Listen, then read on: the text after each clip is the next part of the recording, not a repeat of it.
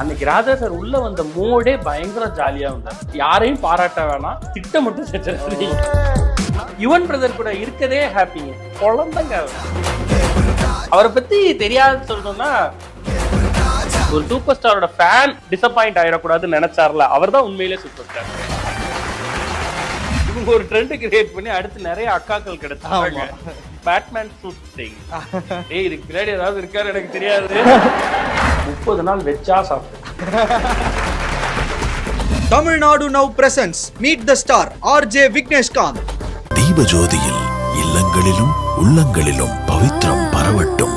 வாழ்க்கை sweet and soft மாற 777 அறிமுகப்படுத்துகிறது soft and spongy gulab jamun instant mix. இப்பொழுது ஒன்று வாங்கினால் ஒன்று இலவசம். ஜிடியோட உங்க ஹாலிடே சூப்பர் ஸ்பெஷல் தான். GT Holidays, South India's #1 travel brand. Jayachandran Gold and Diamonds, now at Palikatnai. Hit கொட்டுன்னு ஒரு செக்மெண்ட்னு. Okay, Sarkar audio launch. Hit moment வந்து சர்க்கார் ஆடியோ லான்ச் வந்து ஃபர்ஸ்ட் சொல்லணும்னா, பிளாக் ஷீப் பண்ண ஒரு பெரிய மேடை நிகழ்ச்சி. Black Sheep direction team work பண்ண, ரைட்டிங் டீம் ஒர்க் பண்ண ஃபர்ஸ்ட் பெரிய மேடை நிகழ்ச்சி வந்து சர்க்கார் ஆடியோ லான்ச் தான். எல்லாத்துக்கும் மேல இது என்னோட பர்த்டே அன்னைக்கு நடந்துச்சு. ஸோ October 2 அன்னைக்கு நடந்த ஆடியோ லான்ச் இது. அதுல வந்து ஹிட் என்னன்னா, பிரசன்னா சாருக்கு டாக் பேக்ல நான் இருந்தேன். அப்போ ஒரு கவுண்டர் ஒண்ணு, அது அவரே திருப்பி மேடையில சொன்னதுனால நான் இதை சொல்றேன், இல்லைன்னா சொல்லியிருக்க மாட்டேன். அவருக்கு முன்னாடி அந்த மைக் இருந்துச்சு. அந்த மைக்கை வந்து அவர் ஏதோ ஒன்று பண்ண வந்தாரு தளபதி. அப்போ வந்து அந்த மைக்கை எடுக்க சொன்னாங்க. அப்போ இவர் போய் அந்த மைக்கை எடுக்கிறதுக்குனா நான் இதை சொன்னேன், உங்களுக்கு முன்னாடி எந்த தடையும் இருக்கக்கூடாதுன்னு நினைக்கிறோம். உங்களுக்கு முன்னாடி எந்த தடையும் இருக்கக்கூடாதுன்னு தான் கொஞ்சம். அதை சொன்னோன்னா ஸ்டேடியம் ஒரு நிமிஷம் கைத்தட்டினாங்க, பயங்கரமா கைத்தட்டினாரு. அவர் சொன்னார், பிரசன்னா சார் சொன்னாரு, கைத்தட்டினாங்க, அவர் எடுத்துட்டு வந்துட்டார். இது ஹிட் மூமெண்ட், எனக்கு ரொம்ப பிடிச்சது. அதே மாதிரி தளபதியினுடைய என்ட்ரி டு ஸ்டேஜ் இருக்கு இல்லையா, அது வந்து மாசா இருந்துச்சு. நீங்க அந்த இடத்துல அந்த ஷோஸ்ல இருக்கப்பதான் அந்த வைபை ஃபீல் பண்ண முடியும். வாழ்ந்தா இப்படி ஒரு வாழ்க்கை வாழணும்டா, உண்மையிலே அப்படி இருந்துச்சு. அந்த மொமெண்ட்டை பார்க்கும் பொழுது எனக்கெல்லாம் கண்ணில் தண்ணி வந்துருச்சு. ஃபர்ஸ்ட் டைம் அவ்வளோ பெரிய ஷோல பின்னாடி இருக்கோம், நாங்கள் கேமராஸ்ல தான் பார்க்குறோம், டிவியில தான் பார்க்குறோம். ஸோ அவரோட என்ட்ரி, அவர் வந்து நின்று ஒரு 2 நிமிஷம் அவன் கத்த எங்களுக்கெல்லாம் கண்ணில் தண்ணி வந்துருச்சு. அப்படி இருந்தது அந்த மூமெண்ட். ஸோ ஹிட்டுனா அந்த கவுண்டர் வந்து ஹிட் அன்னைக்கு. குட்டு வந்து நான் அப்பதான் பிகினர். ஒரு ஆங்கருக்கு ஒன்று இருக்கும்ல, நம்ம பெரிய ஸ்டேஜ் ஷோ ஆங்கர் பண்ணுவோம் அப்படின்னு சொல்லி, அது வரலையும் நம்மளோட ஷோஸ் மட்டும்தான் நம்ம ஆங்கர் பண்ணியிருக்கோம். இந்த ஆடியோ லான்ச் நான் ஹோஸ்ட் பண்ண வேண்டியது. ஸோ அப்படிதான் நான் உள்ள போனேன். ஹோஸ்டா தான் என்னை ரெஃபர் பண்ணி தான் உள்ள போனேன். அப்புறம் அது நடக்கல, சில விஷயங்களால அது நடக்கல. அது எனக்கு ஒரு, ஏன்னா பர்த்டே அன்னைக்கு அது நான் நடத்திட்டு தான் பெருசா இருக்கும் அப்படின்னு.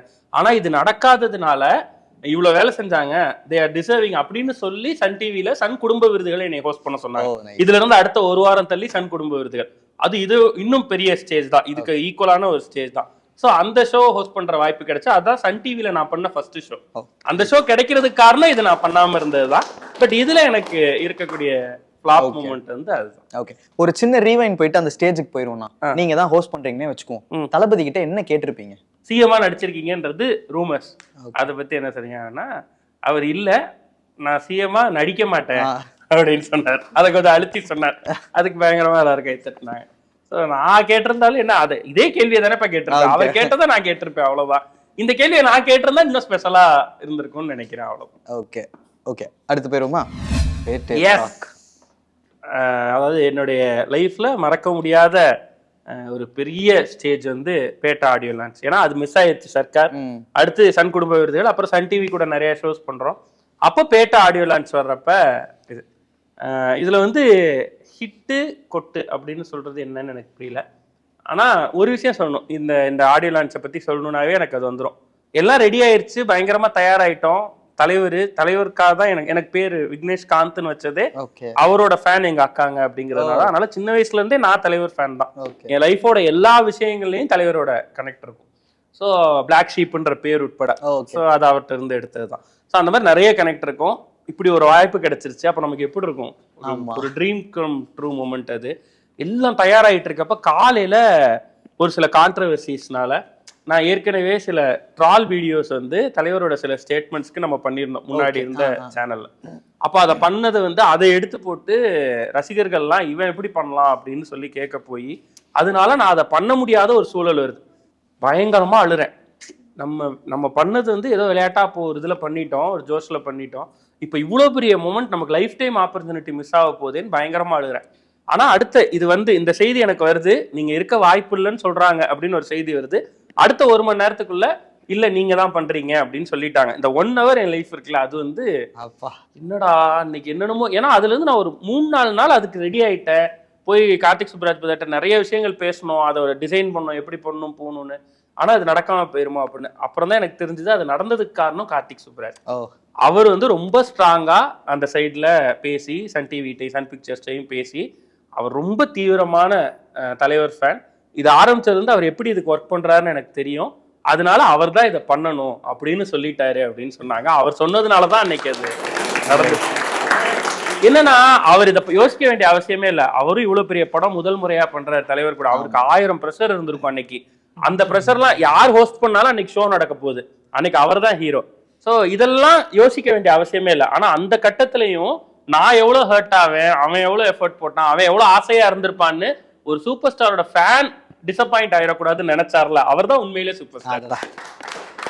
அதனால எனக்கு அதுதான் பெஸ்ட் மூமெண்ட். அன்னைக்கு காலையில அது ஒரு டொக்கு மூமெண்ட். ஆனா அதுக்கப்புறம் ஈவினிங் வந்து என் லைஃப் டைம் மூமெண்ட் அது. அதை முடிச்சுட்டு தலைவர் பேசி முடிச்சுட்டு இறங்குறாரு, சைன் ஆஃப் பண்ணிட்டு பேக் ஸ்டேஜ் வந்து அவ்வளோ நேரம் அழுதேன். என்னென்னமோ வந்துட்டு போயிடுச்சு எனக்கு. நம்ம எங்க இருந்தோம், என்ன பண்ணிட்டு இருந்தோம், இதெல்லாம் நம்ம நினைச்சு கூட பார்த்ததில்ல. இந்த சன் டிவியில ஒரு தீபாவளி பட்டிமன்றத்துல பேசிட மாட்டோமாங்கிறது தான் என்னோட அதிகபட்ச ஆசையா இருந்திருக்கு.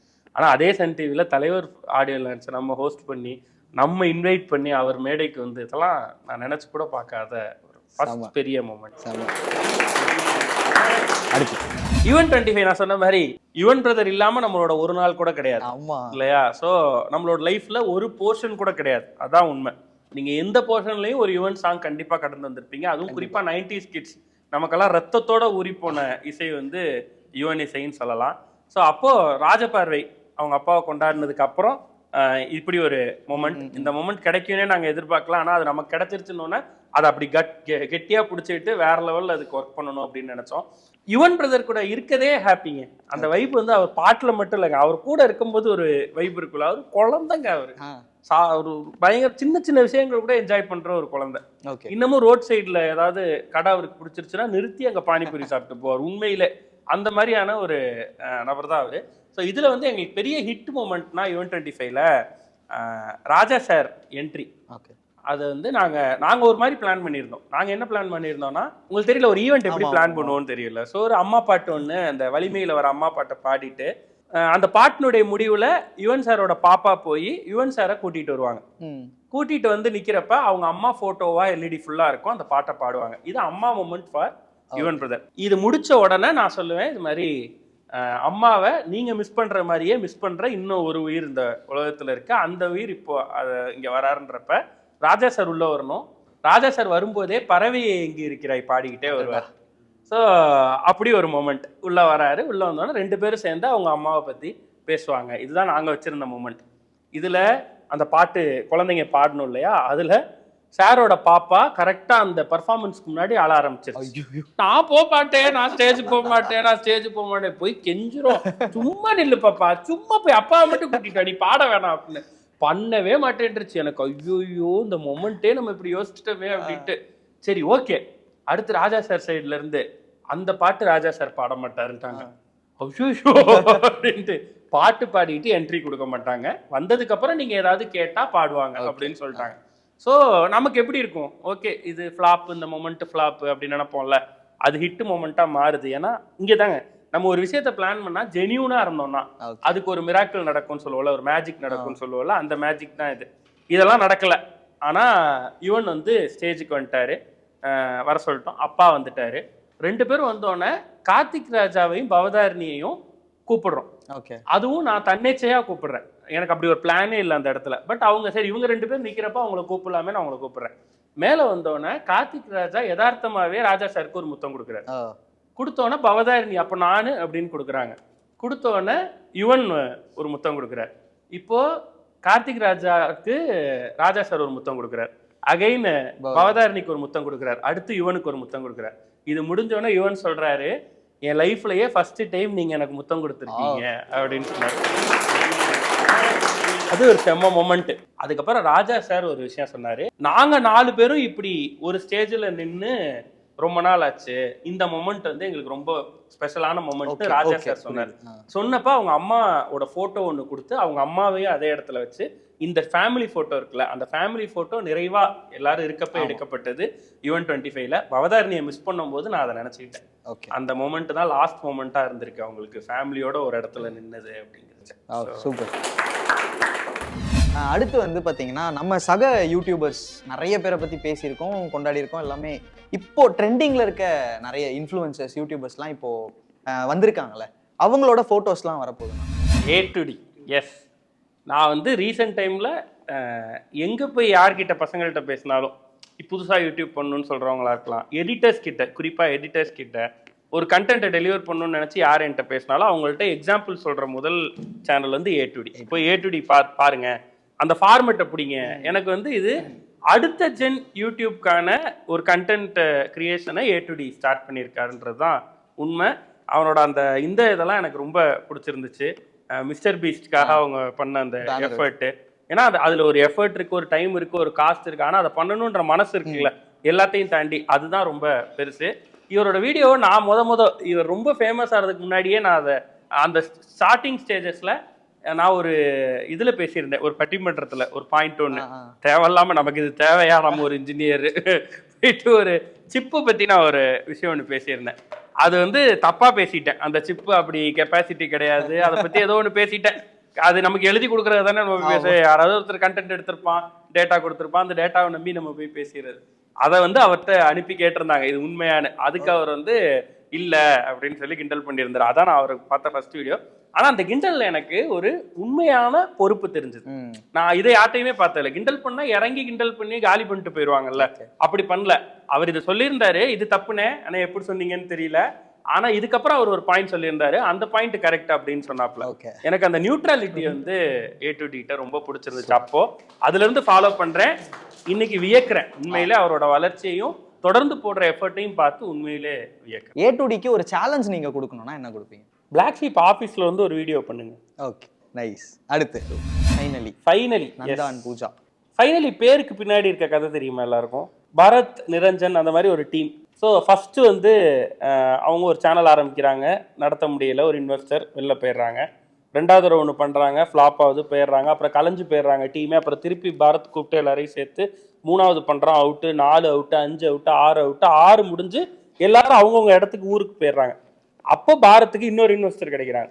அப்போ பாரத் சொல்கிறான், இங்கே பாருங்க, கடைசியாக ஒரு முறை ட்ரை பண்ணுவோம், இந்த தடவை வரலன்னா நம்ம யூடியூப்பை விட்டே போயிடுவோம் அப்படின்னு சொல்லி பாரத் யோசிக்கிறாப்புல. அப்போ வந்த ஒரு டீம் இருக்கும்ல, சரி ஓகேவா ட்ரை பண்ணுவோன்னு, அந்த கடைசியாக அதை ட்ரை பண்ணுறதுனால அவங்க வச்ச பேர் தான் finally we are making an attempt அப்படின்றது தான் ஃபைனலின்ற பேரு.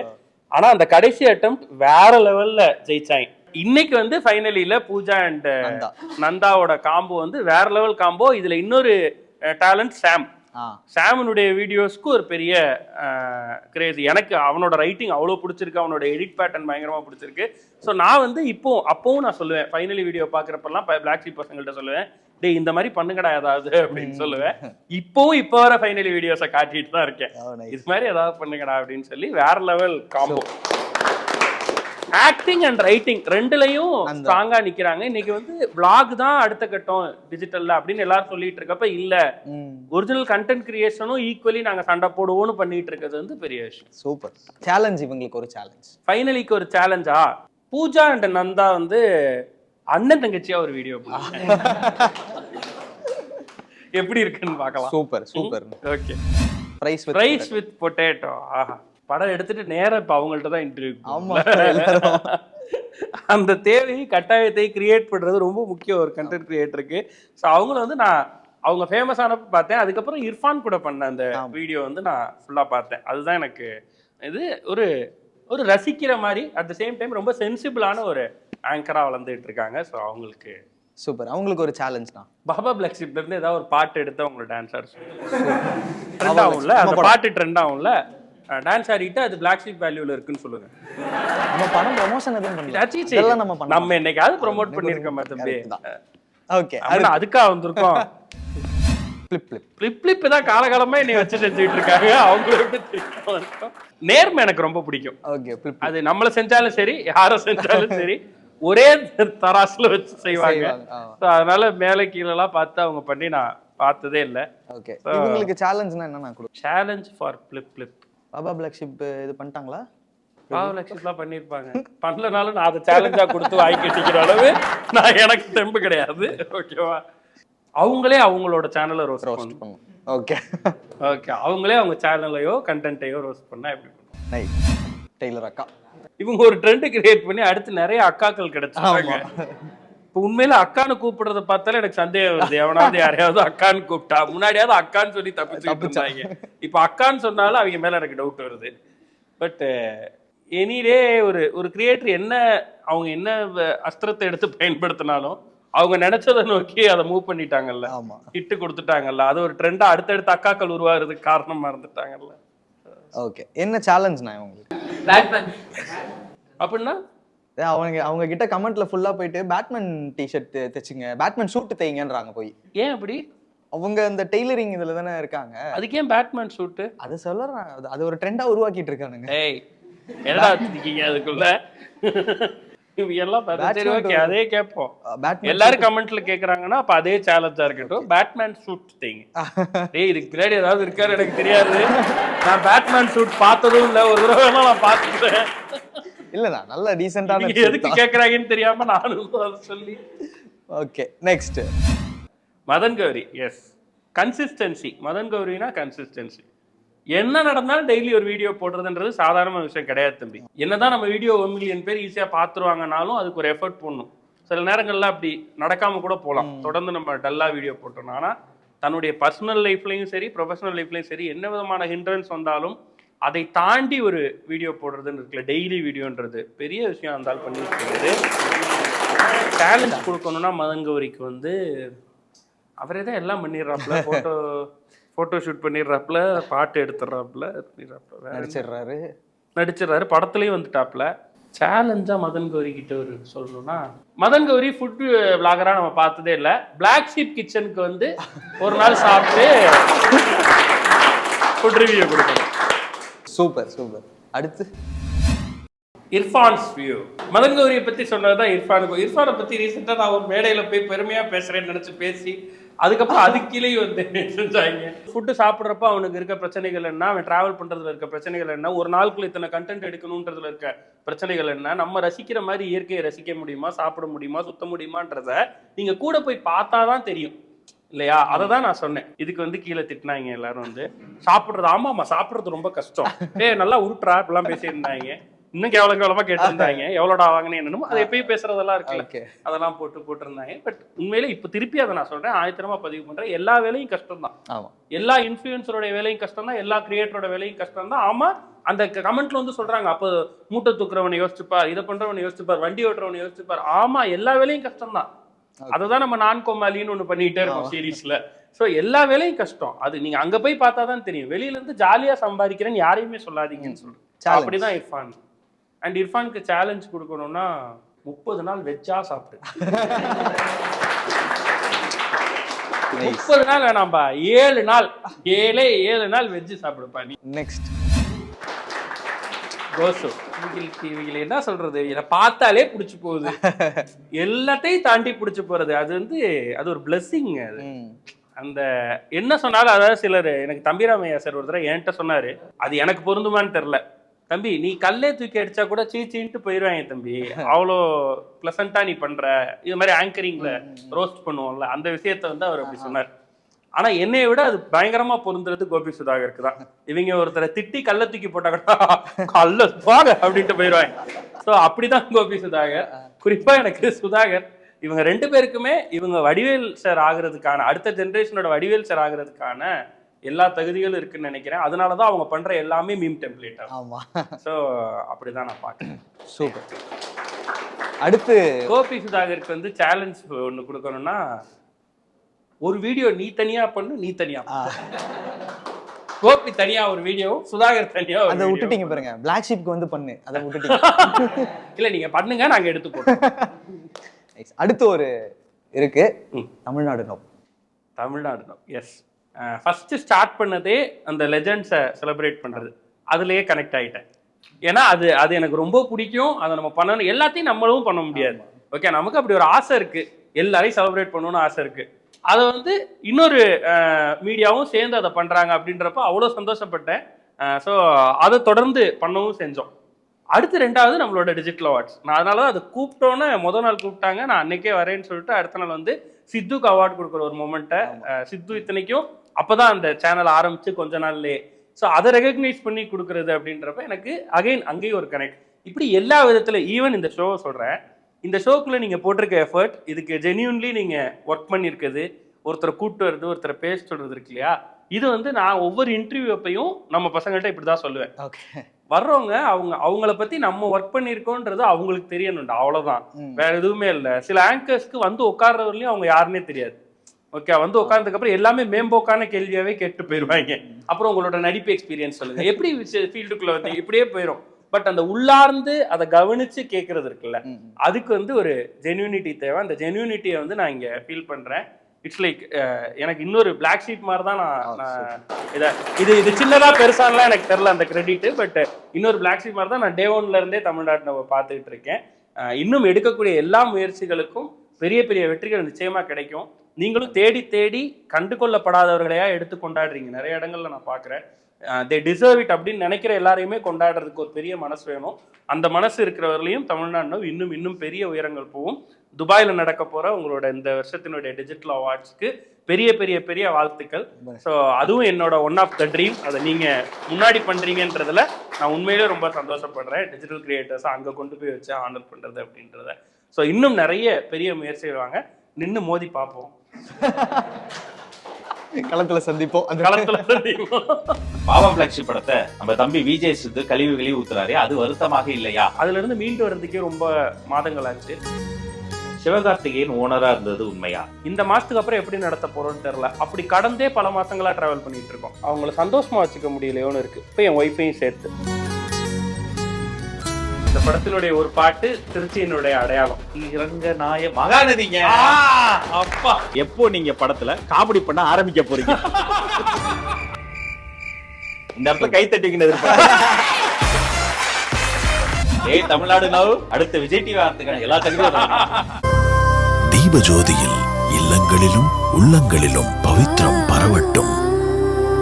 வாழ்க்கை ஸ்வீட் அண்ட் சாஃப்ட் மாற 777 அறிமுகப்படுத்துகிறது soft and spongy gulab jamun instant mix. இப்பொழுது 1 வாங்கினால் 1 இலவசம். 777. ஜிடியோட உங்க ஹாலிடே சூப்பர் ஸ்பெஷல் தான். GT Holidays, South India's #1 travel brand.